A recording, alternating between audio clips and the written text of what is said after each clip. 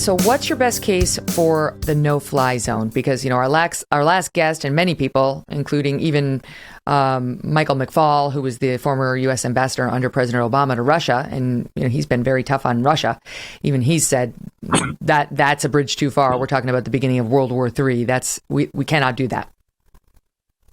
Okay, so the first thing I want to say is that all the easy solutions for anything that we're contemplating doing in Ukraine are just not there anymore.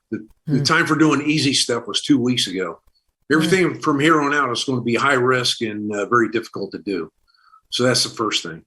So in regards to the no-fly zone, there are a couple of things that are being said about them. The first one was General Phil Breedlove, who was the former commander of NATO, Supreme Allied Command Europe.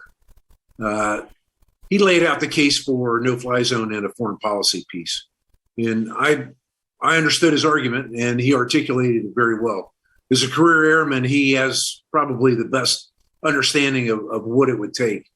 And what it would take would be, in the ideal case, would be a very strong commitment of the coalition of the willing to set up the fly zone, to support it, and to sustain it over 24/7 for an indefinite period of time. That's a tremendous commitment of air power, logistics, and it does put the airmen and the people that support them in harm's way if they do that. One of the things that he identified up front was very honest about. He said, to properly do a no-fly zone, you have to take out anything that would threaten the aircraft, specifically radars, anti-air missiles, smaller caliber guns, things like that would interfere with the execution of the mission. So that's a difficult task, and he pointed out accurately that many of the radars and sensors that we'd be talking about are in fact based in Russia. So if you have to take those air defense assets out, both the radars and the launchers and missiles, they could potentially be inside of Russia. That obviously would be a horizontal and vertical escalation in intensity, and would accurately point out that it potentially escalating into World War III here, as some people have said. On the other hand, I think there's a different possibility out there that serves multiple purposes. I think that there's a scaled down version of this that can be worked out by the UN, Russia, and Ukraine, and any of the interested parties that are willing to support the idea I'm about to propose here. So first, it would take a diplomatic agreement to establish some safe zones for refugees and civilians to enter into. We've done this before in other places. We can talk about that historically in a moment. And then there would be humanitarian safe corridors where people can get out, and then sustainment in the form of food, medicine, relief supplies, et cetera, could be trucked in or brought in by whatever means, by sea, by air, whatever is allowable in the negotiated agreement. As part of that negotiation, there would have to be rules established where air defense assets controlled by Russia would have to either be put in check fire or not be allowed to engage. And that would have to be a voluntary commitment by Russia.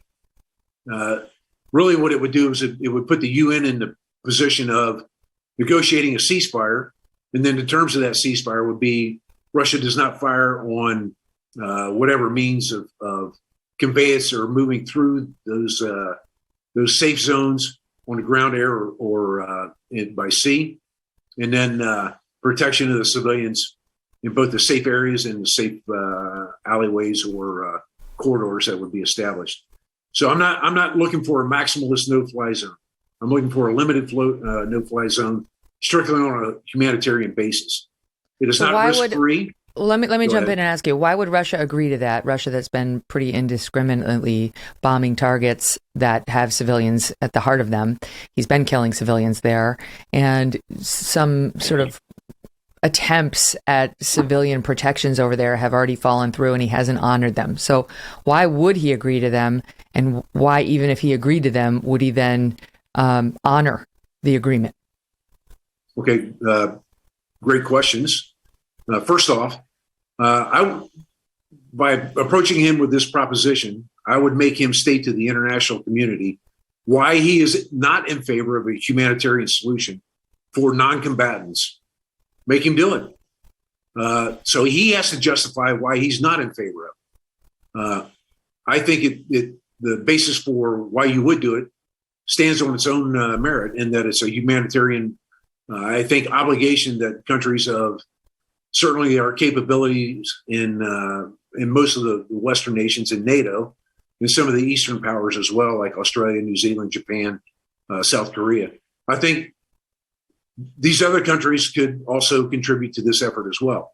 And I think on a large international scale, you have an obligation to prevent the massive humanitarian disaster that's building in Ukraine right now. So why would he agree with you, but I don't think Vladimir Putin he doesn't seem to care at all. I agree with you. So why would he agree to this? Because we're now putting our boot on his neck. These sanctions that have been imposed are starting to bite, and they're going to have an effect. And I would like to talk about the sanctions later if you want to get into that. Yeah, but sure. I think there are things that he's going to have his own humanitarian disaster before too long. Just to cut right to the point here on sanctions, he has already started limiting what people can buy in stores and so forth. In a few weeks, he's going to have another issue on his hands where he is going to start running out of food and medicine and things that are critical for him to run his society. Then the people are going to understand what the effect of these sanctions are. This has never been done. Look, we are in unprecedented territory. This has never been done before, Megyn. It's going to be, what's going to happen in Ukraine will precede the disaster that's going to happen in Russia by a month or two.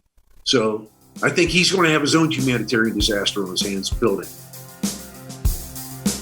Hey, thanks so much for watching. If you like what you just saw, hit the subscribe button for more clips and full episodes.